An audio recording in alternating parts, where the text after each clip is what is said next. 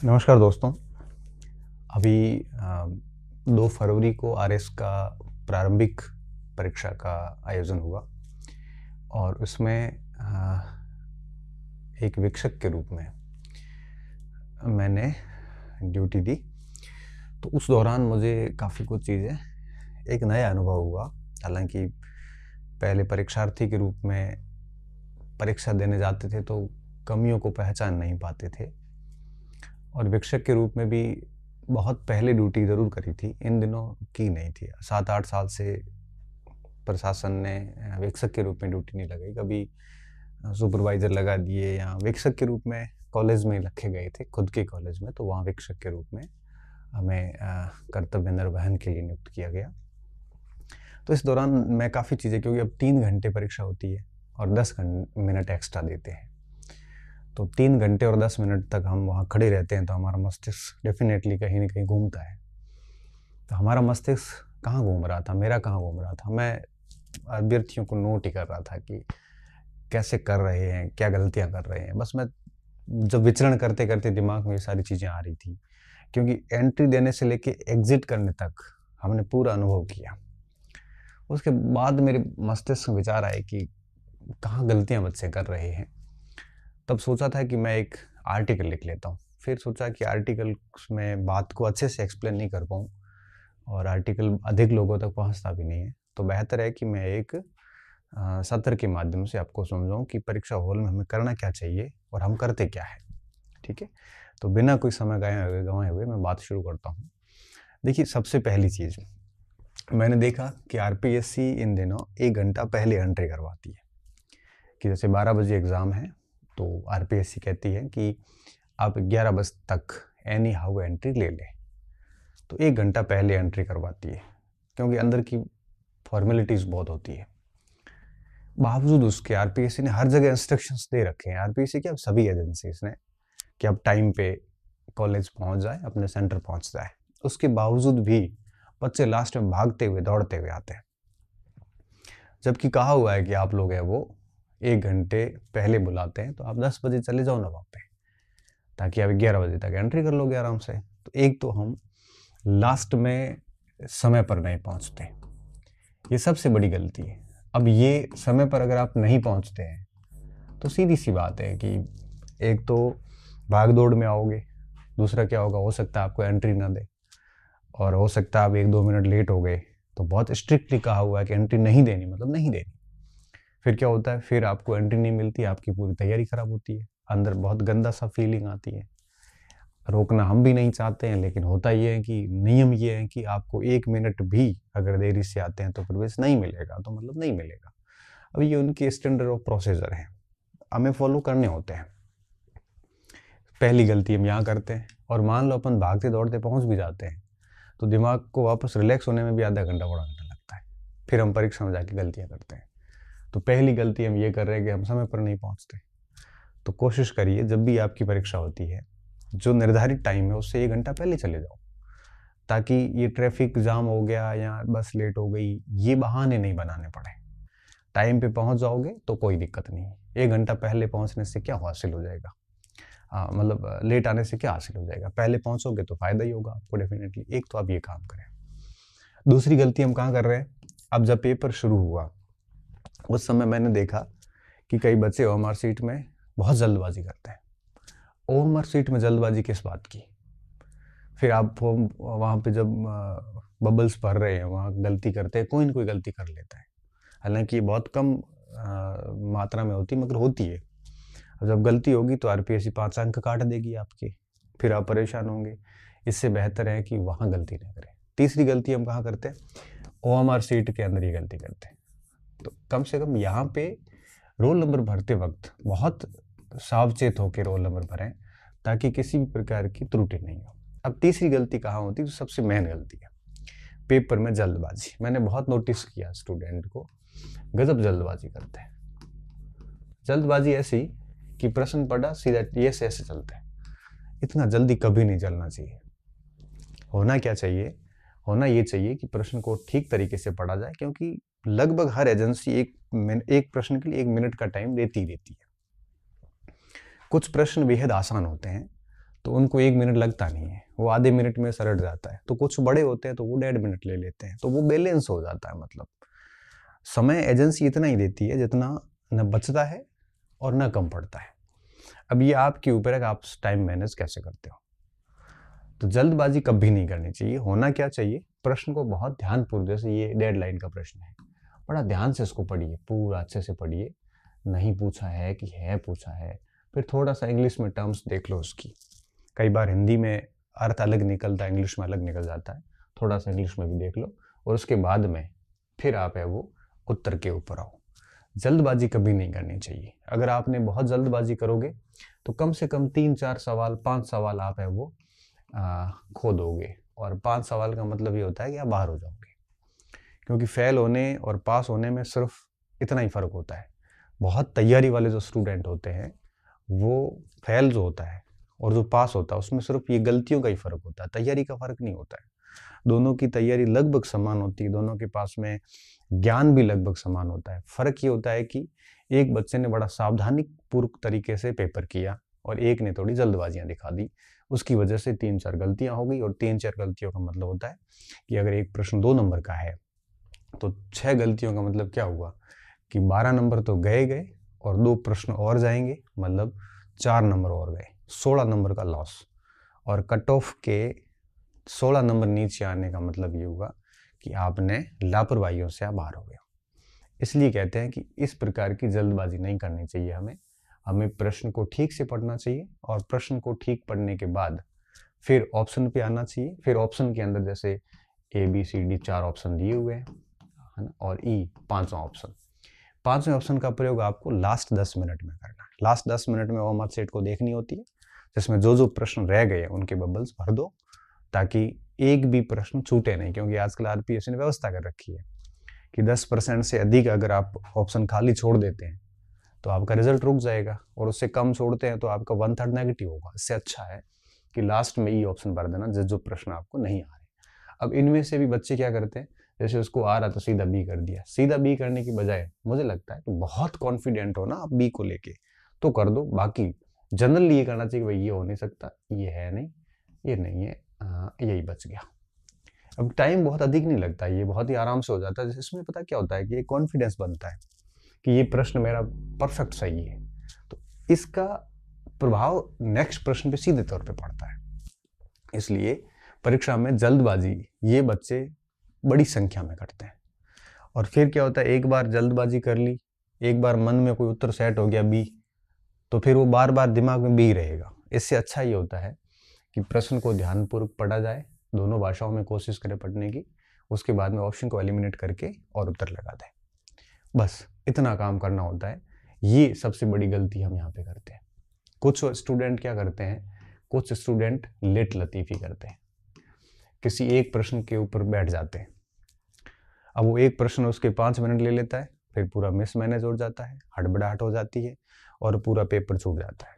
तो बेहतर ये होता है कि आप एक आधा कोई प्रश्न, बहुत बड़ा प्रश्न है या आपकी समझ से बाहर है, तो ठीक है ना, उसको ऐसे गोला करके छोड़ दो, बाद में टाइम मिलेगा तब देख लेना। नहीं हो रहा है तो उसके ऊपर परीक्षा में कभी भी जिद नहीं करनी है। परीक्षा में कभी भी जिद नहीं करनी, क्योंकि अगर आप परीक्षा में प्रश्नों के साथ में जिद करने लग गए, आपने हर प्रश्न को अगर ईगो पे ले लिया, तो बहुत मुश्किल काम हो जाता है। क्योंकि कई बार प्रश्न नहीं हो रहा है तो छोड़ देने में फायदा है। वैसे भी 100% कौन करता है। अब RS का जो ये पेपर था, इसकी मेरिट आप देखोगे तो आपको लास्ट में पता चलेगा कि 40-45% मेरिट रहेगी। अब 40-45% ही मेरिट रहनी है तो अपने को 55%, 60% तक की, 50% तक की कोशिश करनी होती है। तो सारे 150 से 150 सवाल थोड़ी करने हैं, 20-30 नहीं भी आएंगे, 120-30 अटेंड करने की स्थिति में हम होंगे। उनको ध्यानपूर्वक करो। जो हम अटेंड करने की स्थिति में नहीं है उन पे समय खराब करने की बजाय उन प्रश्नों पे टाइम दिया जाए जो प्रश्न आप कर सकते हो, तो फायदा ये होगा कि आपका स्कोर थोड़ा बढ़ जाएगा। अब ऐसे प्रश्न को समय दे रहे हैं, अटके हुए हैं, जो आपकी रेंज से बाहर है, तो बेहतर ये होता है कि ऐसे प्रश्नों को आप स्किप कर दें और ऐसा गहरा करके उसको छोड़ दें, ताकि उसका बचा हुआ समय किसी अन्य प्रश्न पे लगेगा तो निश्चित तौर पे आपको बेनिफिट होगा। क्योंकि जैसे 150 प्रश्न हैं, 150 में से 15 प्रश्न तो ऐसे होंगे जो सच में आपके दायरे में नहीं है। तो इन 15 प्रश्नों के 15 मिनट तो कम से कम आप बचा सकते हो। जो आप आधे अधूरे जो आपको आ रहे हैं उनके ऊपर लगाओगे, दोनों लैंग्वेज पढ़ोगे, थोड़ा सा और सावचित होकर काम करोगे तो 4-5 प्रश्न आप और अपने बढ़ा सकते हो।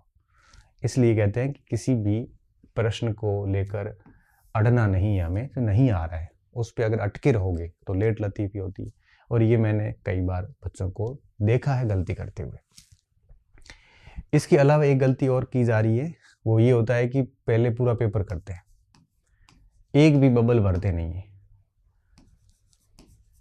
अब एक भी बबल अगर नहीं भरते हैं तो कई तो ठीक है अपने स्ट्रीट जिम चलते हैं, लेकिन एक बाहर रहता है कि गोले भरने हैं, गोले भरने हैं, गोले भरने हैं, मन में ये रहता है हमेशा। इससे अच्छा क्या होता है कि आप फ्रिक्वेंटली भरते रहें। जैसे मान लो कि 150 प्रश्न हैं तो 30 प्रश्न कर लो पहले, 30 करके और 30 प्रश्नों के आप बबल्स भर सकते हो। फिर आगे फिर 30, फिर 30, ऐसे 5 चरणों में पेपर बढ़िया कर लो। अब जैसे बढ़िया 30 प्रश्न कर लिए, अब 30 में से जैसे मान लो आपको 20-22 प्रश्न बढ़िया तरीके से आ रहे थे तो आप 20-22 के गोले भर दो। फिर इसमें आपको लग गया कि 4 से 5 प्रश्न कन्फर्म नहीं आ रहे, वो बिल्कुल छोड़ दो, गोले कर दो कि ये करना ही नहीं है। पीछे कितने बचे, अब जैसे 22 और 5 27, 3-4 सवाल बचे, इनको अभी छोड़ दो, लास्ट में देखेंगे। ठीक है, ऐसे 30-30 के 5 राउंड में 150 प्रश्न हो गए। अब 150 प्रश्न के बाद स्थिति ये बनेगी कि आपके डिस्कशन के लिए 3-4 का मतलब 3 राउंड में, अगर मान लो 5 राउंड में पेपर किया तो 20 एक सवाल ऐसे जिनको आपको वापस देखने की आवश्यकता है, और 25 एक सवाल ऐसे हैं या 20 एक सवाल ऐसे हैं जो कंप्लीट आप कर नहीं पा रहे, उनको छोड़ दो। अब वो टाइम बचेगा उस 20 प्रश्नों के ऊपर, उसकी दोनों भाषाएं पकड़ो, उसको आसपास से चेक करो और ऐसे करके उन प्रश्नों को अटेंड करने की कोशिश कर लो। इससे पता क्या होता है कि दिमाग पे बिल्कुल दबाव नहीं रहता। मैं ऐसे करता था, मेरा ये रहता था कि जैसे 100 प्रश्न आए तो जैसे पहले 20 प्रश्न किए, पहले पेपर पे कर लिए, पेपर पे करने के बाद में वापस होमवर्क शीट पे आया, फिर एक एक प्रश्न को वापस पढ़ के, और 20 में से जैसे मान लो 15 आ रहे थे तो 15 परफेक्ट कर दिए, जैसे 2 परफेक्ट ही नहीं आ रहे थे वो घेरे कर दिए, उस पर माथापूरी नहीं करनी है। और 3 प्रश्न है जिसके ऊपर मुझे वापस सोचना है, तो उन तीनों को फिर ऐसे डबल टिक करके रखता था कि बाद में देखेंगे ऐसे। इसको ऐसे करते करते 5 चरणों में 100 प्रश्न हो गए, सभी के गोले हो गए। अभी ये जो ऐसे डबल टिक वाले प्रश्न थे उनके ऊपर एक बार फिर माथापूरी करी सारी, और उसके बाद में उनमें से कुछ कर लिए, कुछ छोड़ दिए, और फिर जो बिल्कुल गहरा किया था उसको भी एक बार वापस देखा, हिंदी इंग्लिश दोनों में। फिर लगा कि भाई इनमें से कोई गुंजाइश नहीं है, पेपर पूरा हो गया। तो बड़े आराम से पेपर हो जाता है। और जो जैसे 20 में से मैंने 15 किए, वो 15 ही मैंने पूरा चेक कर लिया, भाई प्रश्न ये है पूछा जा रहा है, इसका ये आंसर है, हिंदी भी ठीक है, इंग्लिश ठीक है, ये सी है इसका, और ये पहला प्रश्न होमवर्क शीट में ये सी भर दिया, बिल्कुल कंफर्म हो गया। इस तरह से करते हैं तो ठीक रहता है। बाकी क्या है, अगर आप पूरा 150 के 150 विकल्प भरने पड़े अभी, तो बाद में गोले भरने में अगर 1-2 गलतियां करोगे बहुत दिक्कत आती है बाद में। फिर शेष जब 10 मिनट का टाइम एक्स्ट्रा दिया जाता है उस समय आप पूरी होमवर्क शीट देख लो, जो जो छूटे हुए हैं उनका ई भर दो, ई विकल्प, और उसके साथ ही आपका 5वें विकल्प की टेंशन भी खत्म हो जाएगी, और सीधा सीधा आपके 150 के 150 सवालों में एक आपको सेटिस्फेक्शन मिल जाएगा कि हाँ ये सारी चीज़ें जो है वो कंप्लीटली हो चुकी है। टाइम मैनेजमेंट भी बना रहेगा, ठीक से पढ़ को भी उत्तर दोगे। ऐसी स्थिति में एरर बहुत कम होती है। तो कम से कम परीक्षा हॉल के अंदर इन चीज़ों का आपको विशेष तौर पे ध्यान रखना चाहिए। क्योंकि मैं देख रहा था अभी इन दिनों भी वीक्षक के रूप में खड़े होते हैं या फिर बच्चों को नोटिस करते हैं, क्योंकि घूमते घूमते ये चीज़ें तो नज़र में आ जाती है कि लास्ट में जो होमवर्क शीट ले रहे होते हैं, सर मेरे गोले भरने बाकी पड़े हैं, कोई कहता है सर मुझे 2 मिनट का एक्स्ट्रा टाइम तो कहाँ मिलता है, नियमानुसार ही चलना पड़ता है। कोई है वो सीधे टिक कर रहा है, ऐसे दिख रहा है, मतलब मुझे लगता है कि इन चीज़ों पे हमें काम करना चाहिए। हम कितने भी इंटेलिजेंट क्यों नहीं हैं, 2 साल 3 साल की तैयारी को इन 3 घंटों में परखा जा रहा है। 3 साल की तैयारी इन 3 घंटों के अंदर परिणाम बढ़िया भी दे सकती है, बर्बाद भी कर सकती है। इसलिए कहते हैं कि इन 3 घंटों का जो आपका परीक्षा हॉल का व्यवहार है ये बड़ा शानदार होना चाहिए। आप इस तरह से पेपर करिएगा, इसमें कहीं दिक्कत नहीं आती है। पेपर टफ है तो 30 में से 15 ही सही हो पाएंगे, सीधी सी बात है। तो टफ है तो मेरिट भी नीचे आएगी, क्योंकि वो सबके लिए टफ है, केवल आपके लिए तो नहीं है। ऐसा नहीं हो, कई स्टूडेंट ऐसे मैंने देखे जो मतलब पेपर की साइकोलॉजी को समझ ही नहीं रहे, उनको लग रहा टफ है, मेरी टफ है, वो फिर सारी रिस्क लेके करने की कोशिश करता है। अब ऐसे तुक्के लगाने से तो क्या होगा, टफ है तो सबके लिए, तुक्के लगाने से तो आपके सही होंगे नहीं। इससे बेहतर ये है कि बहुत कैलकुलेटेड रिस्क लिए जाए और हर एक प्रश्न को ठीक तरीके से पढ़ के आंसर दिया जाए। और मैंने जो ये पैटर्न बताया, इस तरह से अगर पेपर करा जाए तो मुझे लगता है कि पेपर में आपके कम से कम 3-4 सवाल बढ़ाए जा सकते हैं। और 3-4 सवाल एक कॉम्पिटिटर के लिए, एक अभ्यर्थी के लिए क्या मायने रखते हैं इस कंपटीशन के दौर में, आप इससे भली भांति परिचित हैं। और पेपर होने के बाद जब मैंने पेपर को पढ़ा तो उसके बाद आरपीएससी के बदलते परीक्षा पैटर्न को लेके जो मेरे कुछ निष्कर्ष है, उसमें मैं एक सेशन छोटा सा 15-20 मिनट का आगे और लूँगा। ठीक है, बहुत बहुत धन्यवाद विद्यार्थियों, अच्छे रहिए, मस्त रहिए, पढ़ते रहिए। और इस तरह से ये केवल चीज़ें पेपर परीक्षा हॉल में इसको लागू करने के लिए अभी भी आप प्रैक्टिस करते हुए कहीं टेस्ट दे रहे हैं तो इस पैटर्न्स को अभी भी फॉलो करना शुरू कर दें।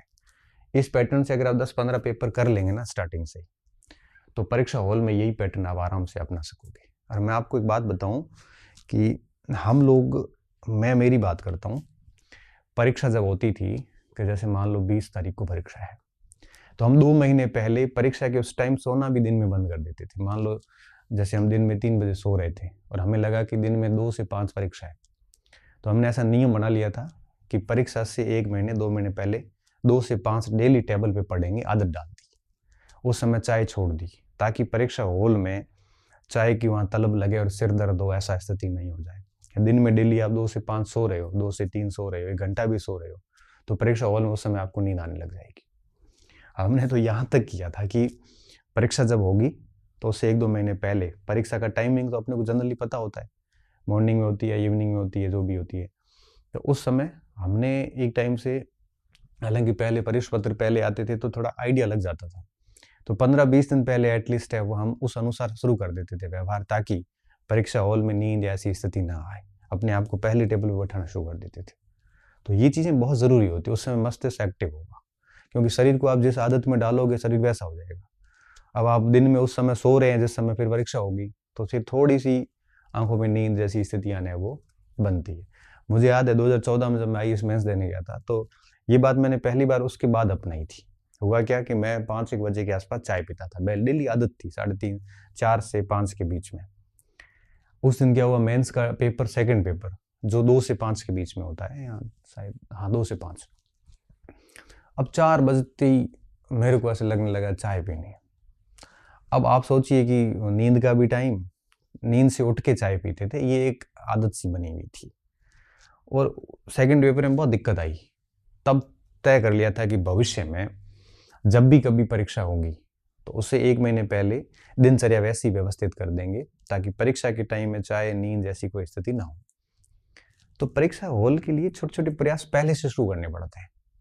अभी ये जैसे मैं बता रहा हूँ कि जल्दबाजी नहीं करनी है, लेट लतीफ़ी भी नहीं करनी है, गुड़े है वो जैसे 30-30 या 20-20 के स्लॉट में भरने हैं, ओ मार्कशीट रोल नंबर को प्रॉपर तरीके से व्यवस्थित करना है, समय पर पहुंचना है, ये बातें आपको पहले से अपने आप में लागू करनी पड़ेगी। आप अपन डेढ़ होशियारी में नहीं रह सकते, हम ओवर स्मार्ट नहीं बन सकते, गलत फहमियों में नहीं रह सकते। अब आप टेस्ट सीरीज दे रहे हो तो उसमें अगर इन चीज़ों को फॉलो करना शुरू कर दोगे ना, तो निश्चित तौर पे वो चीज़ें आपके परीक्षा तक आपके आदत में आ जाएगी, फिर अपने आप ही परीक्षा हॉल में आप ऐसे ही करोगे, आपको लागू करने की ज़रूरत पड़ेगी नहीं। ठीक है, पुनः धन्यवाद, अच्छे से पढ़िए, मेहनत करिए और इसको अभी से लागू करने का प्रयास करिए। और हाँ, अगर आप इससे बेहतर कर रहे हैं तो ठीक है, उसको आप चलने दीजिए। एक और सत्र लूँगा जिसमें बताएंगे कि आरपीएससी के बदलते पैटर्न पे हमें अपनी रणनीति को कैसे सेट करना है। ठीक है, पुनः धन्यवाद आपको, उम्मीद कर रहा हूँ ये सेशन आपके लिए फ़ायदेमंद होगा।